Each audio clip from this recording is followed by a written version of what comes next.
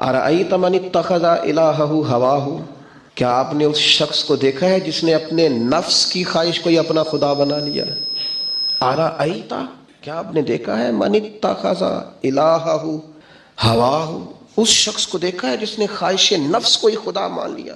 نبی پاک صلی اللہ تعالی علیہ وسلم نے ارشاد فرمایا، آسمان کے سائے کے نیچے اللہ کے سوا پوجے جانے والے معبودوں میں سے سب سے سنگین اللہ کے نزدیک وہ معبود ہے جو لوگ اپنے نفس کی خواہش کو معبود بنا کے پوجتے ہیں۔ رب کہتا ہے انہوں نے اللہ کے مقابلے میں معبود بنا لیا، کس کو؟ نفس کی خواہش کو۔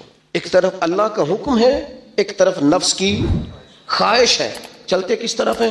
رب کہتا ہے انہوں نے نفس کی خواہش کو اپنا معبود بنا لیا، اللہ کا حکم نہیں مانتے۔ میں آپ سے ایک بات پوچھتا ہوں، جنازے کو بھی نماز ہی کہتے ہو نا؟ اس کا پورا نام کیا ہے؟ وہ بھی نماز ہے، اور فجر والی بھی نماز ہے۔ کتنا دوڑ رہا ہے بندہ، محلے کا ایک علاقے کا ایک بااثر آدمی انتقال کر گیا، دوڑ رہا ہے، چھٹی لی ہے، بھاگا آیا ہے، جلدی سے وضو کیا، جنازہ پڑھنا ہے، لمبا چوڑا رش ہو گیا، صفیں گنی نہیں جا رہی، سر گنے نہیں جا رہے۔ یہ کس لیے آئے؟ کہتے ہیں نماز پڑھنے ہیں جنازے کی۔ اگر تو آئے ہو نماز پڑھنے تو فجر بھی نماز ہی ہے، ظہر بھی نماز ہے، عصر بھی نماز ہے، مغرب عشاء بھی۔ اگر تو نماز پڑھنے آئے ہو تو بتاؤ یہ والی چھٹی تم نے 5 نمازوں میں کیوں نہیں لی؟ اگر تو آئے ہو نماز پڑھنے تو پھر بتلاؤ یہ والا اہتمام فجر میں کیوں نہیں ہوا؟ یہ تم نماز پڑھنے نہیں آئے، یہ ہم اللہ کے حضور حاضری دینے نہیں آئے، یہ وہ جو سیاسی رکھ رکھاؤ ہے، یہ جو ذاتی تعلق، یہ نفس کی عبادت ہے، یہ اللہ کی عبادت نہیں ہے، یہ خواہش نفس کی تکمیل ہے، یہ رب کی عبادت۔ یہ تو اپنے خواہش کے پیچھے دوڑے آئے ہو، مجھے بتلاؤ نا۔ وہ ایک شاعر تھے، انہوں نے بات تو بڑی غلط کی، لیکن چلو بعض اوقات نصیحت کے لیے کچھ باتوں کو دہرا دینا چاہیے۔ پاکستان کے ایک معروف شاعر تھے، ان سے کسی نے کہا کہ آپ مسلمان ہیں؟ کہنے لگا آدھا مسلمان ہوں آدھا کافر ہوں۔ اور کس طرح؟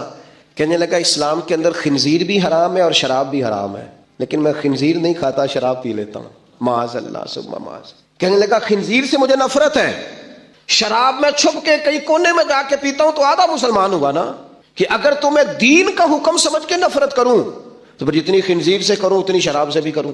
تو کسی نے اس پر تنقید کرنی چاہیے تو اس نے کہا ٹھہر جا ذرا سن، جس طرح شراب حرام ہے، جس طرح جوا حرام ہے، جس طرح خنزیر حرام ہے، ملاوٹ بھی تو اسی طرح ہی حرام ہے، حرام مال بھی تو اسی طرح ہی حرام ہے۔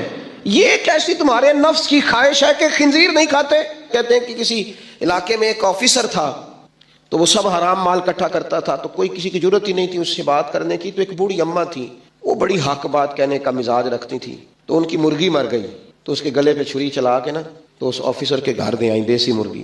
تو وہ شام کو شکریہ ادا کرنے آ گیا، کہنے لگا اماں کمال کر دیا، دیسی مرغی تو کوئی کسی کو دیتا ہی نہیں۔ کہنے لگے بیٹے نہیں، کمال والی بات نہیں، مر گئی تھی۔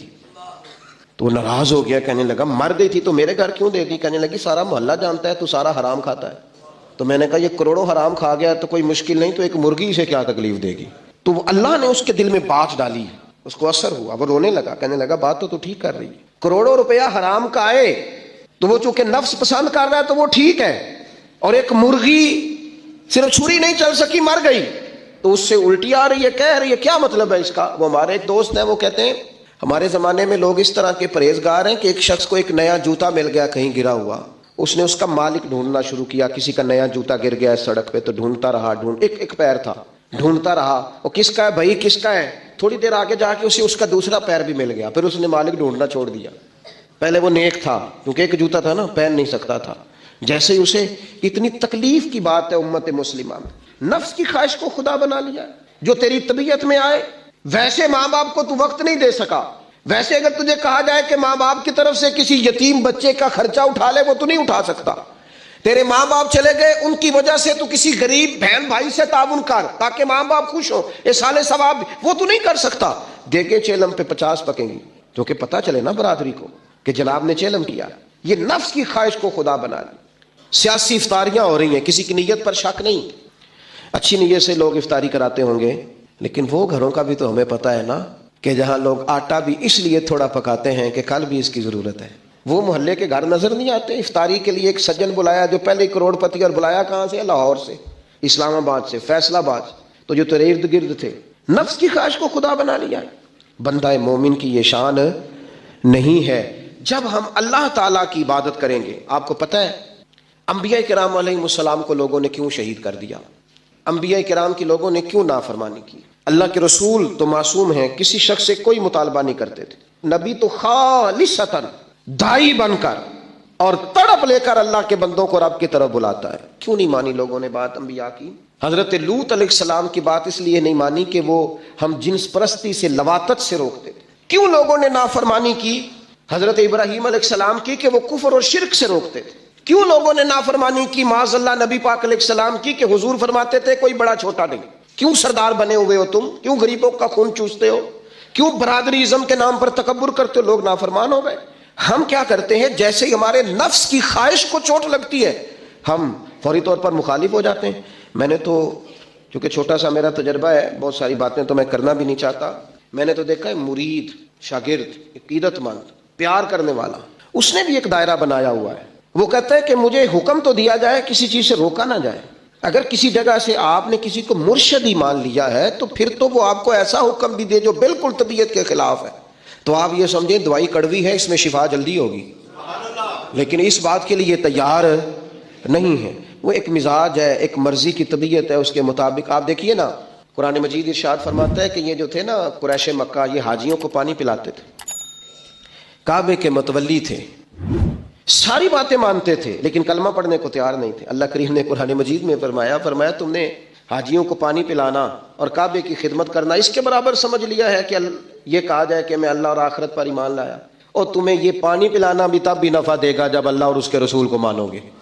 لیکن وہ اپنی مرضی کا مزاج ہے نا جی، اپنی مرضی کی طبیعت ہے. اپنی زندگی کے اندر کچھ چیزوں پر توجہ کریں. نبی پاک علیہ السلام نے فرمایا جنت اللہ تعالیٰ نے مشکلات سے ڈھانپ دی ہے، دوزخ کو اللہ نے خواہشات سے ڈھانپا ہے. اپنی زندگی میں اپنی خواہشات پر توجہ دیں. حضور علیہ السلام نے پناہ مانگی ہے، اے اللہ میں نہ ختم ہونے والی خواہش سے تیری پناہ مانگتا ہوں. اپنی خواہشات پر، یہ جو ہم پیری مریدی کرتے ہیں نا، یہ جو بیعت کا سلسلہ ہوتا ہے، اس میں سب سے پہلا طریقت کا حکم یہ ہے کہ مرشد آپ کو وہ حکم دے گا جو آپ کی مرضی کے خلاف، اور اگر آپ اسے صحیح کر کے قبول کریں گے نا. دیکھیں بندہ اللہ کا بندہ کب بنتا ہے؟ اللہ کا بندہ تب بنتا ہے جتنا مزہ اسے نیند میں آتا ہے نا، اگر اتنا ہی مزہ اسے فجر کے وقت نیند چھوڑنے کا آئے نا، پھر وہ رب کا بندہ ہے. اتنے مزے سے ہی وہ اٹھے. جتنا مزہ اسے روٹی کھانے کا آتا ہے نا، اتنا ہی مزہ اسے رمضان میں روزہ رکھنے کا ہے، پھر وہ اللہ کا حقیقی فرما بردار. جتنا لطف اس شخص کو اللہ تبارک و تعالیٰ کی دی ہوئی نعمتوں کو استعمال کرنے کا آتا ہے نا، اتنا ہی مزہ اسے اگر اللہ کی بارگاہ میں مجاہدے کا آئے، پھر وہ رب کا بندہ ہے. تو اپنی مزاج کے اندر حق کہنے کا حوصلہ پیدا کریں. آپ کے دائیں بائیں جو لوگ غلطیاں کریں انہیں محبت سے سمجھانے کی کوشش کریں، اور کچھ تھوڑا سا نا نفس کی مخالفت کا، جو آپ کی طبیعت میں چاہے وہ ہو جائے تو مزہ کیا رہا. ایک بات آپ نے آج کے جمعے سے بطور سبق لے کے جانی ہے، نفس کی تھوڑی مخالفت کریں، چھوڑ دیں اندر باہر لڑنا، اپنے آپ سے لڑنا شروع کریں، اپنے آپ سے تھوڑا سا جہاد شروع کریں. ہمارا سب سے زیادہ مسئلہ اپنے ساتھ ہے، ہمیں کسی نے پریشان نہیں کیا، صرف ہماری اپنی خواہشات نے پریشان کیا. فرمایا تو کیا جب تمہارے پاس کوئی رسول وہ چیز لے کے آ جاتے ہیں جو تمہارے نفس کی خواہش نہیں، پیغمبر ایسی چیز تمہارے پاس لے آئے جن کو تمہاری خواہش، تمہارا نفس قبول نہیں کرتا. لا تہوا انفسکم مستکبرتم، جن کو تمہارا نفس قبول نہیں کرتا تو پھر تم تکبر کرتے ہو. تمہارے نفس پر وہ چیز گراں گزرتی ہے، تمہاری خواہش کے وہ چیز خلاف ہوتی ہے، تمہاری مرضی کے مخالف ہوتی ہے، پھر وہ تم اس سے تکبر کرتے ہو. ففریقاً کذبتم، تو ایک گروہ ان میں سے انبیاء کو جھٹلاتا ہے معاذ اللہ. ایک گروہ کیا کرتا ہے؟ نبیوں کو جھٹلاتا ہے، نبیوں کو، اور دوسرا اس سے بھی آگے بڑھ جاتا ہے وَفَرِيقًا تَقْتُلُونَ، اور ایک گروہ ان کو شہید کر دیتا ہے. انبیاء کرام علیہم السلام کی جو تعلیمات ہوتی ہیں وہ کامل، اکمل اور مکمل ہوتی ہیں. انبیاء کرام علیہم السلام معصوم ہوتے ہیں. نبیوں میں معاذ اللہ نہ ظاہری طور پر کوئی نقص ہوتا ہے، نہ باطنی طور پر نقص ہوتا ہے. اللہ تعالیٰ انبیاء کرام علیہم السلام کو بڑے قبیلوں میں پیدا فرماتا ہے. ان قبیلوں میں جو اس دور کے اندر لوگوں میں بڑی قدر کی نگاہ سے دیکھے جاتے ہیں، ان میں نبی آتے ہیں. انبیاء کرام کو اللہ تعالیٰ حسن و جمال دیتا ہے، قد و قامت دیتا ہے، ان کو اللہ تعالیٰ پر وجی چہرے دیتا ہے، کامل تعلیمات دیتا ہے. اور سب سے بڑی بات یہ ہے کہ انبیاء معصوم ہوتے ہیں. ان کے اندر کوئی نفسانی خواہش ہی نہیں ہوتی، نبی کوئی خطا کرتے ہی نہیں. کامل مکمل اکمل تعلیم نبی لے کے آتے ہیں، لیکن اللہ کا قرآن کہتا ہے کہ جب وہ چیزیں تمہاری نفس کی خواہش کے خلاف ہوتی ہیں، چیزیں بالکل مکمل ہیں، کامل ہیں، اکمل ہیں، نبی معصوم ہیں. عام آدمی اگر کوئی بات کرتا ہے تو اس کی بات میں نقص رہ جاتا ہے، کمزوری رہ جاتی ہے. کسی دانشور سے، کسی شاعر سے، کسی ادیب سے، کسی آپ جس نے اپنی دانش بینش کے حساب سے کوئی بات کی ہے، آپ اگر اس سے کوئی تربیت لیتے ہیں تو اس کی بات میں کمزوری رہ جائے گی. عام آدمی ہے. انبیاء کرام علیہ السلام کی تعلیمات جو ہوتی ہیں وہ ذاتی نہیں ہوتی، وہ وحی الہی کے ساتھ ہوتی ہیں. ان میں کمزوری کوئی نہیں ہوتی، نقص کوئی نہیں ہوتا. انبیاء کرام علیہ السلام خوبصورت ہوتے ہیں، نورانی ہوتے ہیں. یعنی کسی بندے نے معاذ اللہ ان سے کوئی ایسی چیز نہیں دیکھی ہوتی جس سے کہ قباحت پیدا ہو، نقص پیدا ہو. انسان دور ہٹے، انہیں اللہ تعالیٰ ظاہری باطنی معنوی حسن دے کے دنیا میں بھیجتا ہے. کیوں نہیں لوگ مانتے؟ 950 سال حضرت نوح علیہ السلام نے تبلیغ فرمائی، اور میرے بھائی 1.5 دن میں بندہ تھک جاتا ہے، اکتا جاتا ہے، ہف جاتا ہے. عام آدمی کی بات کر رہا ہوں. 950 سال تبلیغ کی، اور تبلیغ کرنے والا بندہ کامل ہے، مکمل ہے، اکمل ہے، درد مند ہے، سونا ہے. نہیں ماننے لوگ. کیوں؟ قرآن کہتا ہے اس کی وجہ یہ ہے کہ چیزیں وہ ہیں جو ان کے نفس کی خواہش کے خلاف ہیں، جو یہ ان کے نفس کی اور باطنی جو خواہشات ہیں ان کے مخالف ہیں. نہیں مانتے. حضرت موسیٰ کلیم علیہ السلام بنی اسرائیل کو نجات دینے کے لیے آئے تھے، راحت دینے کے لیے تشریف لائے تھے، لیکن آپ ان کے مطالبات دیکھیں کس قدر تکلیف دی. کبھی کہتے تھے نہیں مانتے جب تک اللہ کو اعلانیہ نہ دیکھ لیں. کبھی وہ کوئی مطالبہ لے کے آ جاتے، کبھی وہ پانی کا مطالبہ کرتے اور کہتے 12 چشمے الگ الگ چاہیے. کبھی وہ من و سلوہ کا مطالبہ کرتے، کبھی کہتے من و سلوہ تو آتا ہے پر ایک جیسا کھانا ہے، ہمیں تو الگ الگ چاہیے، وہ اجناس چاہیے جو زمین سے اگنی ہے. حضرت موسیٰ خوبصورت تھے، نورانی تھے، پروجی تھے، اور کمال یہ ہے کہ رب کے اتنے پیارے ہیں جن سے رب کلام فرماتا ہے. لیکن قوم ہے کہ تسلیم کرنے کو تیار نہیں، ماننے کو تیار نہیں. فقط اتنی بات ہے کہ وہ تعلیمات وہ ہیں جو ان کے نفس کی خواہش کے خلاف ہیں. اور ذرا سا انہیں موقع ملا، حضرت موسیٰ علیہ السلام 40 دنوں کے لیے کوہ طور پہ تشریف لے گئے تو پیچھے سے ایک بچڑے کی پوجا شروع کر دی. جناب کلیم واپس آئے تو پھر طرح طرح کی ہیلے بازیاں. حضرت یوسف علیہ السلام کا تو حسن مشہور ہے نا ساری دنیا میں، دنیا جانتی ہے نا کتنے سونے تھے. تو کیا اتنا خوبصورت آدمی بھی کنویں میں ڈال دیا جاتا ہے؟ کیا اتنا حسین آدمی بھی بازار میں بیچ دیا جاتا ہے؟ کیا اس قدر شخص جو ظاہری باطنی طور پر نورانی ہو، اس شخص پر بھی الزامات دھر کے جیل میں ڈال دیا جاتا ہے؟ مخلوق تو فنکار ہے اس درجہ کے پل بھر میں سنگے در کعبہ سے بھی اسنام تراشے، اور تم کون ہو کیا چیز ہے داغے کبابی، لوگوں نے تو مریم پہ بھی الزام تراشے. حضرت مریم سلام اللہ علیہ پر بھی، اور جناب عیسیٰ جن کو اللہ نے کھلے معجزات دیے. کوئی ضرورت تھی کسی اور چیز کی؟ جو بچہ پنگوڑے میں کہہ رہا ہے انی عبداللہ، میں اللہ کا بندہ ہوں، کھلے معجزات اور وہ بھی پنگوڑے میں. لیکن قرآن کہتا ہے تعلیمات وہ تھیں کہ جو ان کی نفس کی خواہش کے خلاف تھی. لہذا نفس کی خواہش، وہ جو ایک جگہ پہ قرآن مجید نے کہا نا کچھ لوگوں نے نفس کی خواہش کو خدا بنا لیا، وہ چونکہ خواہشات نفسانیہ کے خلاف تھیں، نتیجہ اس کا یہ نکلا کہ ان لوگوں نے پیغمبروں، رسولوں، انبیاء، اللہ کے محبوب بندوں کو جھٹلا دیا، یہاں تک کہ قتل کر دیا. حضرت زکریا علیہ السلام جیسے لوگوں پر آرے چلا دی، شہادتیں ہو گئی انبیاء کی. وجہ کیا تھی؟ نفس کی خواہش کے خلاف تعلیمات تھی انبیاء کی، نہیں تسلیم کیا. نبی اکرم نور مجسم شفیع معظم صلی اللہ تعالی علیہ وسلم کے نہ سارے معجزات ان لوگوں نے اپنی آنکھوں سے دیکھے تھے، اور ایک دوسرے کے سامنے بیٹھ کے حضور کی تعریفیں کرتے تھے کہ میرا بھتیجا ہے، اس نے کبھی جھوٹ بولا ہو، ہے کبھی امانت میں خیانت کی ہو، ہے کبھی اس کے اندر کوئی نقص دیکھا ہو. وہ تعریفیں، وہ خوبصورتیاں، وہ رعنائیاں.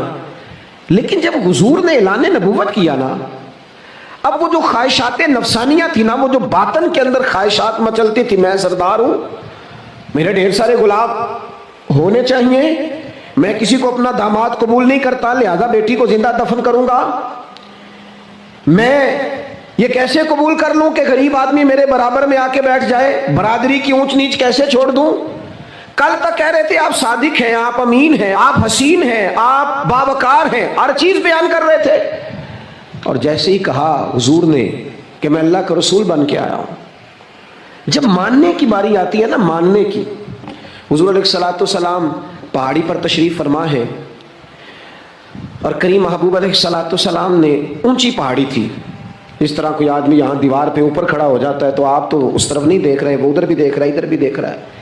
اونچی پہاڑی پر حضور کھڑے ہو گئے، اور کھڑے ہو کے فرمایا اگر میں تم سے کہوں کہ پہاڑی کے اس پار دشمن ہے اور وہ تیاری کر کے آ چکا ہے، تم پر حملہ آور ہو جائے گا، کیا میری بات مان لو گے؟ دیکھا نہیں تم نے، میں کہہ رہا ہوں دشمن ہے، تسلیم کرو گے؟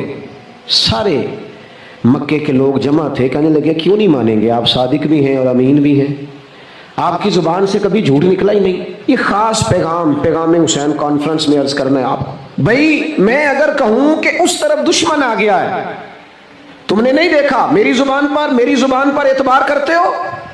یا رسول اللہ آپ صادق اور امین ہیں، آپ نے کبھی جھوٹ بولا نہیں، خیانت کی نہیں، 100% یقین ہے، مان لیں گے؟ یہ بات ماننے کو تیار ہیں، یہ بات تسلیم کرنے کو تیار ہیں کہ آپ صادق اور امین ہیں، تو حضور نے فرمایا جس زبان سے تم یہ ماننے کو تیار ہو نا کہ اس طرف دشمن کھڑا ہے حملہ کر دے گا، اس زبان سے یہ بھی مان جاؤ کہ میں اللہ کا سچا رسول بن کے آیا ہوں۔ آپ میری بات کو سمجھیں، تھوڑی دیر پہلے بیک وقت کہہ رہے ہیں بالکل آپ جو کہتے ہیں حق اور سچ ہے، اور اب جب کہا میں رسول ہوں مان جاؤ، تو معاذ اللہ تعالیٰ ابو لہب کہنے لگا آپ کے ہاتھ ٹوٹ جائیں، آپ نے ہمیں اس کام کے لیے بلایا تھا، طرح طرح کی بولیاں بولنے لگے۔ جب مفادات پر چوٹ لگتی ہے، جب خواہشات نفس کو چھوڑنا پڑتا ہے، جب ذرا اپنی طبیعت پر کچھ چیزیں بوجھ بنتی ہیں، میرے اصحاب قبلہ عالم فرمایا کرتے تھے ہمارے دشمن جب ہم پر تنقید کرتے ہیں تو کئی باتیں غلط بھی کرتے ہیں لیکن کچھ باتیں ٹھیک بھی ہوتی ہیں، بجائے اس کے کہ ہم اسی وقت اٹھ کے قبول کریں، تسلیم کریں کہ جناب یہ بات جو آپ نے کیا یہ بالکل ٹھیک ہے، میں کھلے دل سے اس کو قبول کرتا ہوں۔ اتنی جرت کون کرے، اتنی ہمت کا مظاہرہ کون کرے؟ وہ چیزیں جو ہمارے نفس کی خواہش کے خلاف ہوتی ہیں ہم قبول کرنے کو تیار ہی نہیں ہوتے، لیکن جو مزاج دین ہمیں عطا کرتا ہے، وہ دین ہمیں یہ عطا کرتا ہے کہ جب تم یہ دیکھو نا کہ بات جو ہو رہی ہے وہ بات ٹھیک ہے، اگرچہ میرے مفادات کے بھی خلاف ہے، اگرچہ میرے نفس کی خواہش کے بھی خلاف ہے، اگرچہ میری سرداری کے بھی خلاف، ہو سکتا ہے میرا مالی نقصان بھی ہو، لیکن چونکہ ٹھیک ہے لہذا مجھے قبول کر لینی چاہیے۔ یہ جرت پیدا کرے اپنے دل کے اندر، یہ طاقت پیدا کرے، یہ آج کا پیغام ہے۔ آپ دیکھیے حضرت فاروق اعظم رضی اللہ تعالیٰ عنہ نے مسئلہ بیان کیا، تو جناب فاروق اعظم رضی اللہ تعالیٰ عنہ نے اس مسئلے میں عورتوں کے مہر کے متعلقہ، جو حق مہر ہوتا ہے خاتون کا، اس کے متعلقہ جناب عمر نے کوئی مسئلہ بیان کیا۔ تو آپ جمعہ پڑھا کے باہر نکلے تو ایک خاتون کھڑی تھی دروازے پر، کہنے لگی امیر المومنین حد ہو گئی ہے، آپ عورتوں کو مہر لینے پر پابندی لگا رہے ہیں، اتنا لینا اتنا نہ لینا، اور اللہ رسول نے کھلی اجازت دی ہے جتنا مرضی لے لیں۔ اس خاتون نے دلائل پیش کیے۔ اب امیر المومنین کے سامنے ایک تو ہے کہ عام مرد کے سامنے عورت بات کرے تو لوگ قبول نہیں کرتے، اور 22 لاکھ مربع میل کا حکمران، اور جس کے بارے میں معروف ہے کہ ان کا درہ ہر وقت چلتا ہے، اس خاتون نے جناب عمر سے کہا کہ جناب مسئلہ یوں ہے، آپ نے یوں بیان کیا ہے۔ اب ارد گرد لوگ کھڑے تھے، کسی نے یہ نہیں کہا گستاخ معاذ اللہ تو کیا کہہ رہی ہے، امیر المومنین کے سامنے کلام کرتی ہے۔ بات حق تھی، کسی نے جرت نہیں کی۔ ایک شخص حضرت عمر سے کہنے لگے حضور آپ کچھ بولتے کیوں نہیں، کچھ تبصرہ کریں۔ فرمانے لگے بولنا کیا ہے، ایک مرد نے خطا کی ہے اور ایک عورت ٹھیک کہہ رہی ہے، اس کی بات درست ہے، میں کھلے دل سے قبول کرتا ہوں۔ نفس پر گرچہ چوٹ لگتی ہے اسے قبول کریں، کیوں؟ حق کے معاملے میں حضرت صاحب بندے بڑے اچھے ہیں، قبلہ بڑے نفیس آدمی، اور جناب ان کی طبیعت بڑی اچھی ہے، تو پھر آپ قبول کر لیں ان کی بات کو۔ کہتے ہیں آپ دعا کریں میرے لیے میں قبول کر لوں، آپ دعا کریں میں ٹھیک ہو جاؤں۔ وہ خدا کے بندے جسے تم ٹھیک سمجھ رہا ہے اس کی بات کو قبول کر، اس بات کا قائل ہو جا، اس پر عمل کر۔ ہمارے مزاجوں میں وہ جو نفسانی خواہشات کا غلبہ ہے آج بھی پوری طرح وہ ہمیں اپنی لپیٹ میں لیے ہوئے، ہم سمجھنے کو تیار نہیں ہوتے۔ حق حق ہوتا ہے، اور جب حق واضح ہو جائے پھر نفسانی خواہشات کو نہ دیکھو۔ نفس ایک بچے کی طرح ہے، اس کی ایک بات مانو گے دوسری خواہش کرے گا، دوسری بات مانو گے تیسری خواہش کرے گا۔ اللہ کے محبوب علیہ السلام نے دعا فرمائی ہے، مسند امام احمد بن حنبل میں موجود ہے، حضور اللہ کی بارگاہ میں عرض کرتے ہیں تعلیم امت کے لیے، صرف ہمیں سمجھانے کے لیے، ورنہ تو معصوم عن الخطا ہے۔ محبوب اللہ کی بارگاہ میں عرض کرتے ہیں اے اللہ مجھے اس خواہش سے بچانا جو ایک اور خواہش میں مبتلا کر دے، اس خواہش سے بچانا جو خواہشات کے دروازے کھول۔ ہم اپنے نفس کو لے کر دین کے مقابلے میں کھڑے ہو گئے۔ میری برادری کہتی ہے کہ شادی میں ڈھول بجے گا، تماشا ہوگا، اور اللہ رسول کہتے ہیں کہ اس میں شریعت کا بول بالا ہوگا، پتا چلے گا جیتتا کون ہے۔ میری اولاد کہتی ہے کہ اس راستے جانا ہے، رب رسول فرماتے ہیں اس راہ پہ جانا ہے، نفس کی خواہش اور ہے، اللہ رسول کا حکم اور ہے، ہم اس کو تسلیم کرنے کو تیار نہیں ہوتے۔ معافی مانگنی پڑ گئی ہے ایک بندے سے، ہماری جو بنائی ہوئی قبیلے اور برادریوں میں اونچ نیچ ہے اس کے حساب سے ہم بڑے قبیلے سے ہیں، وہ چھوٹی قبیلے سے، ہم نے جو بنائی ہے، ورنہ تو قبیلے فقط تعارف کے لیے ہوتے، معذرت کرنی پڑ گئی ہے۔ لیکن کمال ہے ہمارے مزاج میں وہ پیدا ہو۔ اللہ رسول کو راضی کرنے کے لیے تھوڑی دیر اپنے نفس کو کچلیں، ممکن ہے ایسا ہو، کرتے ہی نہیں ایسا، مزاج نہیں بنایا۔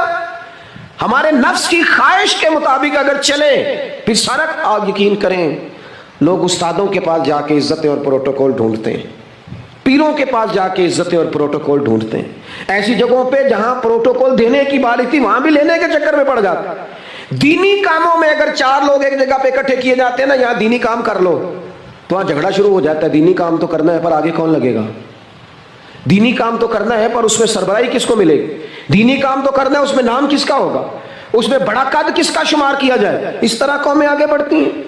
اہل حق کس طرح ہوتے ہیں، سب سے آگے اپنے نفس کو رکھا جائے اور پھر انسان کا انقلاب آ جائے، یہ کیسے ممکن ہے؟ حضرت ابو ذر غفاری، میں قربان اس شخص پر، سیدنا ابو ذر غفاری، اس امت کے درویش فقیر، ایسا شخص جس کے بارے میں محبوب نے فرمایا زمین کے اوپر اور آسمان کے نیچے میرے ابو ذر سے سچا بندہ کوئی نہیں۔ اتنا بڑا آدمی زندگی فقر و فاقے میں گزار دی، اپنے مزاج پر طاری کر لی چیزیں کہ بس وہ سادگی جو ہمیں ہمارے رسول نے سکھائی ہے اسی میں رہنا ہے۔ حضرت ابو ذر غفاری گفتگو ہو رہی تھی، بات چیت ہو رہی تھی، جناب بلال حبشی رضی اللہ تعالیٰ عنہ کے ساتھ محو کلام تھے۔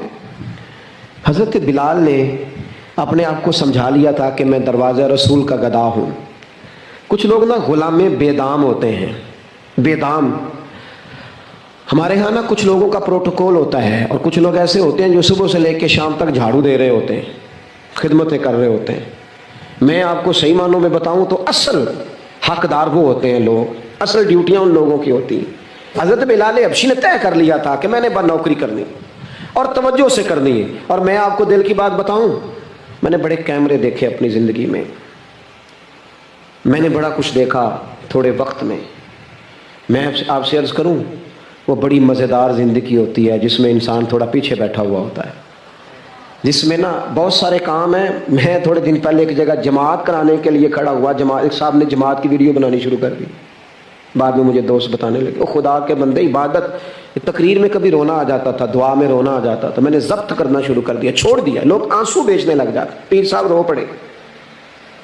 پیر صاحب کس بات پہ روئے؟ او خدا کے بندو، پیر کو معافی لے لینے دو اللہ رسول سے، اپنے لیے اپنے سنگیوں کے لیے اللہ کے حضور اسے آنسو بہانے دو۔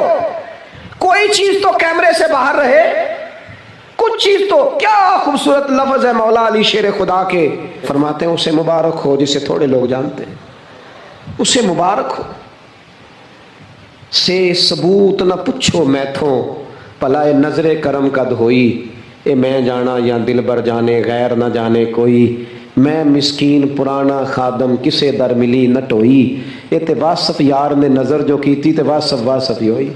یہ تو اس کا فیصلہ ہے، ہمارے لیے مقام شکر ہے، ہر مقام پر شکر گزار ہیں، عاجزی کرتے ہیں، لیکن جو معاشرے کا ماحول بن گیا، یعنی ایک بندے سے بھی آپ بغیر کیمرے کے ملاقات ہی نہیں کر سکتے۔ وہ زیارت کرنے آتا ہے اور وہ ساتھ کہتا ہے 30 سیکنڈ کا میں نے کلپ بھی بنانا ہے، اب تو زیارت ہو گئی، ختم ہو گئی بات، یہ کون سی زیارت ہے جو تو نے قید بھی کرنی ہے ساتھ؟ خدا کا خوف کریں، کیا کس طرف ہم جا رہے ہیں؟ بہرحال عام دام برسر مطلب حضرت بلال حبشی نے طے کر لیا تھا اپنی زندگی میں سادگی، پیچھے پیچھے رہنا ہے، وہ شہرت سے بچنے والا پیچھے پیچھے رہتا ہے، اور میرا جی چاہتا ہے ساری غزلیں اس ظالم کے نام کرے۔ کچھ لوگ طے کر لیتے ہیں میں نے پیچھے پیچھے رہنا ہے، ان کے اعلان کیے جاتے ہیں، بلایا جاتا ہے، پھر بھی پیچھے نکل جاتے ہیں۔ جو عرض کرنا چاہتا ہوں، حضرت سیدنا بلال حبشی نے طے کر لیا تھا ایک دن کسی بات میں نا ہو جاتا ہے رائے کا اختلاف، رائے کے اختلاف کو کبھی مخالفت نہ بنائیں، اپنوں سے اختلاف ہو تو اختلاف رائے رکھیں، رائے دیں، حکم کبھی نہ دیں۔ ہمارے یہاں لوگ حکم دیتے ہیں، رائے نہیں دیتے، بعد میں ادھر ادھر بیٹھ کے شکوے کرتے ہیں، دسو جی میری منی نہیں، وہ بھی تیرے سے مشورہ لیا تھا، قبول بھی ہو سکتا ہے، رد بھی ہو سکتا ہے، ختم ہوگی بات۔ کسی بات میں جناب ابو ذر غفاری کا اور حضرت بلال حبشی کا رائے کا اختلاف ہو گیا۔ اب حضرت بلال حبشی غلام ہے، جناب ابو ذر بڑے قبیلے سے، تو جناب ابو ذر غفاری نے بات کرتے کرتے حضرت بلال کو کہہ دیا، او حبشن کے بیٹے، تھے بھی وہ حبشن کے بیٹے، لیکن حضرت بلال کے دل کو تکلیف ہوئی۔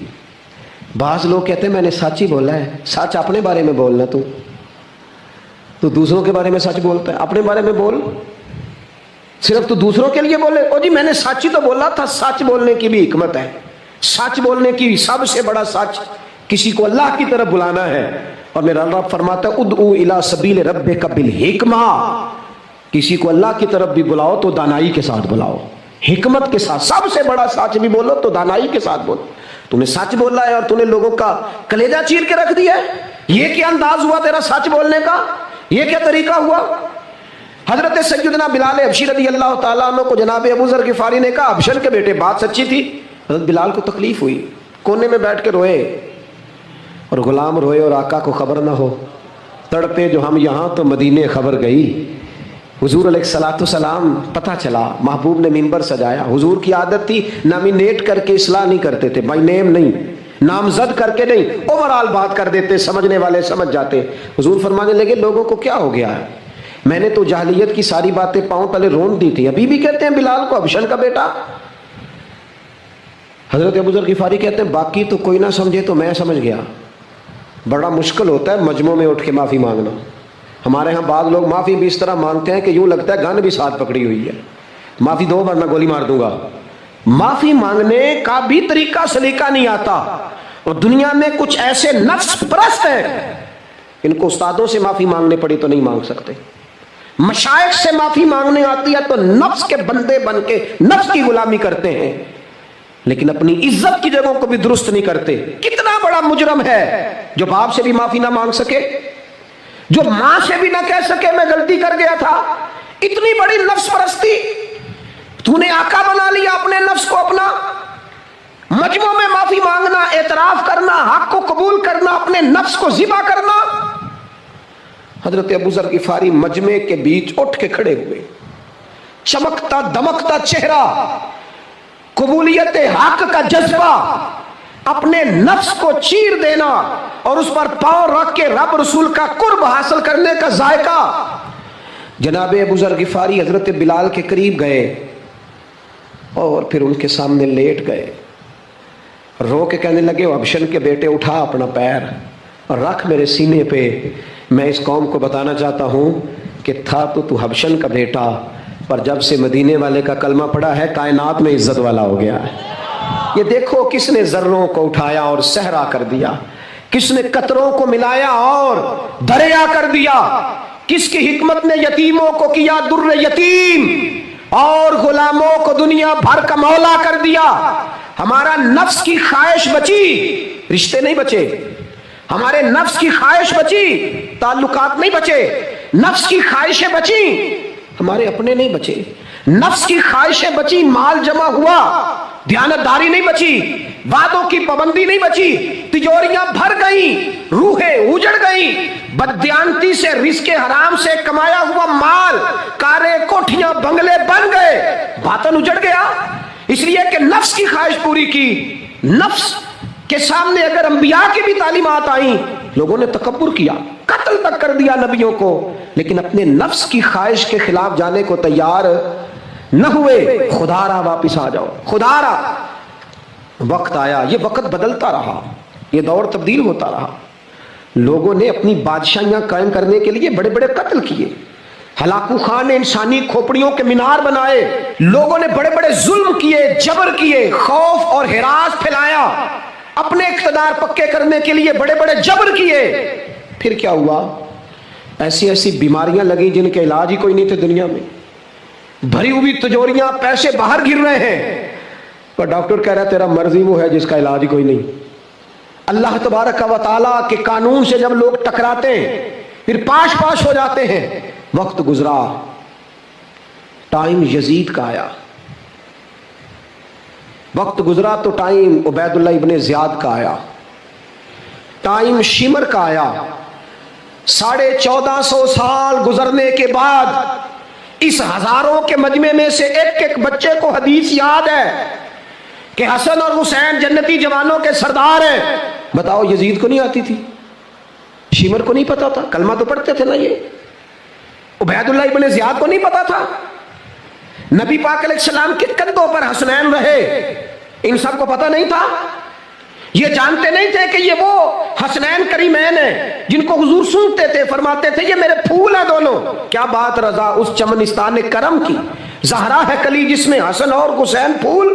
آج 1450 سال گزرنے کے بعد امت کو حدیث آتی ہے کہ نبی پاک علیہ السلام نے فرمایا جس نے حسن اور حسین سے پیار کیا اس نے مجھ سے پیار کیا، جس نے ان سے بغض رکھا اس نے مجھ سے بغض رکھا۔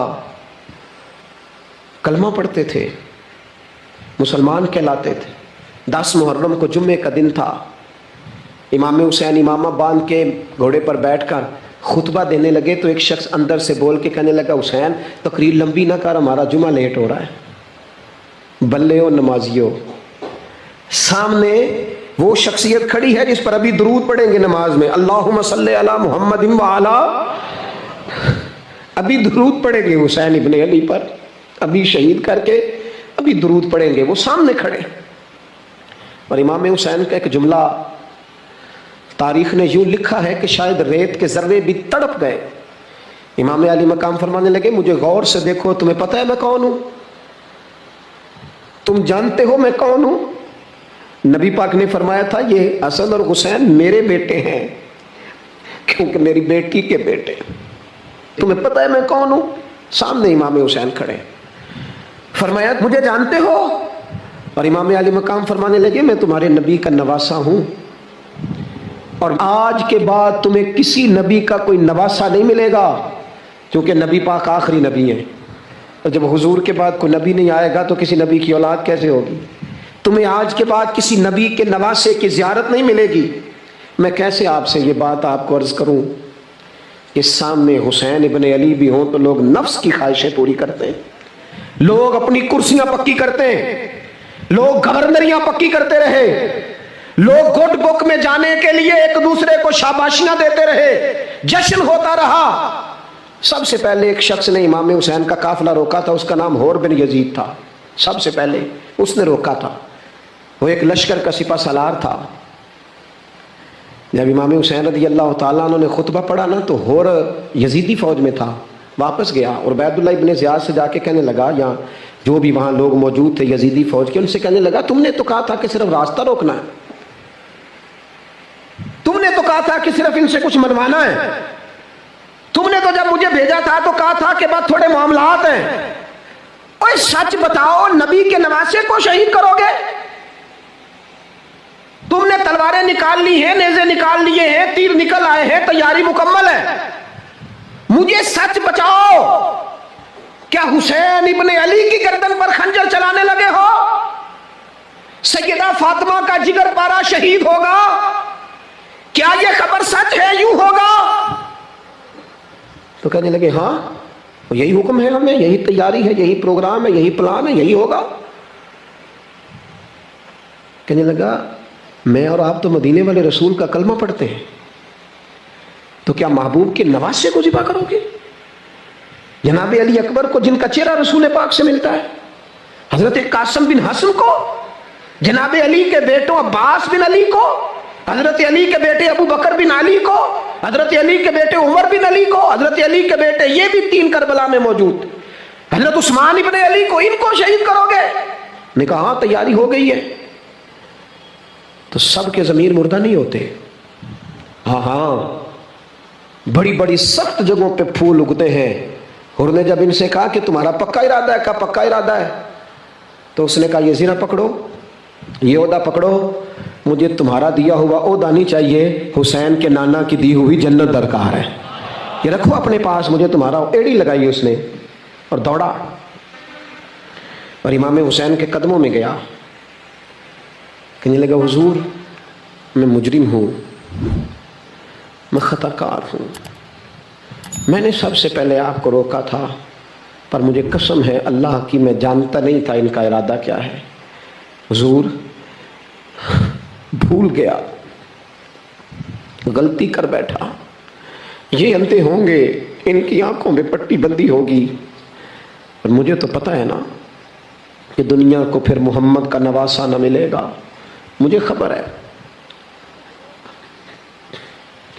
اگر معافی مانگوں تو معاف کر دو گے، پہلا مجرم ہوں، میں نے روکا ہے۔ اگر آ جاؤں تو قبول کر لو گے؟ یہ ظرف، یہ حوصلے، یہ توانائیاں اگر ہیں تو سیدہ فاطمہ کے دودھ میں ہیں، یہ شیر خدا کی تربیت میں ہیں، یہ محبوب نے جو ان کی زبانوں کو چوسا تو اس کرم میں ہے۔ حضرت امام حسین نے اٹھ کے سینہ یوں چوڑا کیا، ہاتھ پھیلائے، فرمایا آجا، لگ جانا میرے سینے کے ساتھ، تو آ جانا، تو نے دیر کی، ہم تو پہلے سے منتظر تھے، تو آ جا، تیری ساری معاف ہے۔ ہور کے مقدر جاگے، امام علی مقام کے لشکر میں شامل ہوا۔ بعض نے لکھا ہے جو لوگ ابتدا میں شہید ہوئے امام حسین کی طرف سے، ان میں ہور شامل۔ خدا را، کچھ خواہشات، کچھ نفسانی باتیں چھوڑ دو۔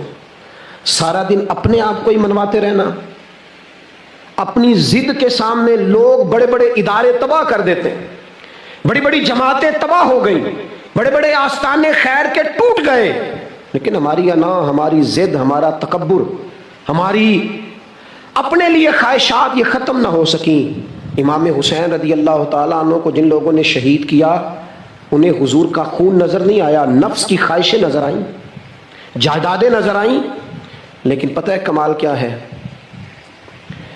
ہمیشہ جو لوگ حق قبول کرتے ہیں نا، اللہ تعالیٰ انہیں یہ عزت عطا کرتا ہے۔ دو چار باتیں میری ضرور لے کے جانا، یہی لنگر ہے آج پیغام حسین کانفرنس کا۔ دیکھو، آپ کے والد آپ کو جو سمجھاتے ہیں وہ ٹھیک ہے، یا جو آپ کہہ رہے ہیں وہ ٹھیک ہے؟ غور کرو، آپ کے اساتذہ اور مشائخ جو آپ کو کہتے ہیں وہ ٹھیک ہے، یا جو ضد آپ نے لگا لیا وہ ٹھیک ہے؟ اور سب سے بڑھ کر اللہ رسول کا حکم زیادہ مؤثر ہے، یا جو آپ نے اپنی مرضی سے چیزیں طے کی ہیں وہ زیادہ مؤثر؟ اپنی نفسانی خواہشات کو تھوڑی دیر کے لیے کنٹرول کرو، اپنے آپ پر تھوڑی دیر کے لیے پابندی لگاؤ، ایک ایک کر کے اپنی خواہشات کو کچلو، زندگی کے اندر کچھ ایسی چیزیں پیدا کرو جس سے روح تازہ رہے، دل تازہ رہے، طبیعت تازہ رہے، دین بچا رہے۔ جتنی طلاقیں ہوتی ہیں نا معاشرے میں، ہم سے اگر دن میں 100 لوگ مسئلہ پوچھتے ہیں تو 95 طلاق والے ہوتے ہیں، سوائے اس کے کہ نہ میاں ہارنے کو تیار تھا نہ بیوی ہارنے کو تیار تھی، بلاخر رشتہ ہی ہارا، دونوں کے ہوتے ہوئے بچے یتیموں جیسی زندگی گزارنے لگے۔ تھوڑی دیر کے لیے لوگ چپ نہیں کیے، سارا کچھ ختم کر لیا۔ اپنی مزاج کے اندر، اپنی طبیعت کے اندر تحمل پیدا کرو، بردباری۔ میں ایک دفعہ بہت پریشان تھا، حالات کچھ عجیب رخ اختیار کر گئے، بہت پریشان تھا، تو میں